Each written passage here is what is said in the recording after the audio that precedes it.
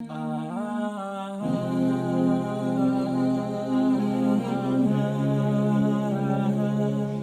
پیاری حدیث آج پڑھی ہے میں نے، سوچا تمہیں کیوں نہ سناؤں۔ چلو آؤ میرے ساتھ تھوڑی دیر بیٹھو اور اس حدیث کو سنو، دل باغ باغ ہو جائے گا۔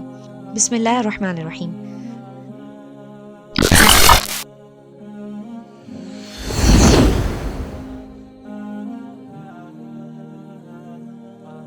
حضرت عبداللہ بن مسعود رضی اللہ تعالی عنہ سے روایت ہے کہ رسول اللہ صلی اللہ علیہ وسلم نے ارشاد فرمایا کہ جو شخص روزانہ رات کو سورہ واقعہ پڑھ لیا کرے اسے کبھی فاقہ نہ ہوگا۔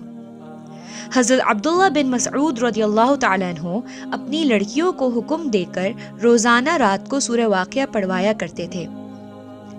ایک اور حدیث میں روایت ہے کہ حضور اکرم صلی اللہ علیہ وسلم نے ارشاد فرمایا کہ تم اپنی عورتوں کو سورہ واقعہ سکھاؤ کیونکہ وہ غنا یعنی مالداری لانے والی سورت ہے۔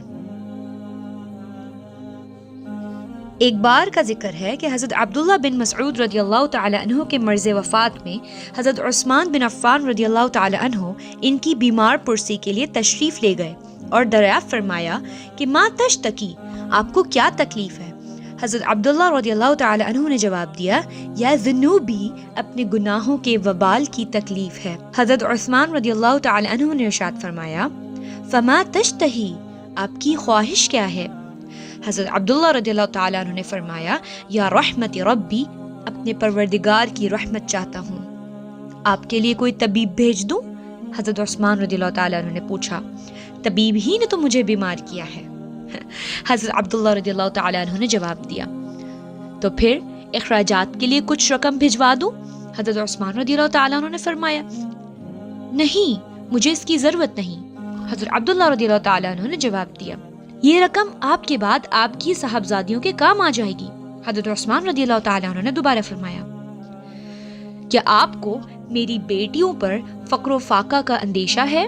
میں نے تو انہیں ہر رات سورہ واقعہ کی تلاوت کی تاکید کر رکھی ہے، کیونکہ میں نے آپ صلی اللہ علیہ وسلم کو ارشاد فرماتے ہوئے سنا ہے کہ جو شخص ہر رات سورہ واقعہ پڑھے اسے کبھی فاقہ کی مصیبت نہیں آئے گی۔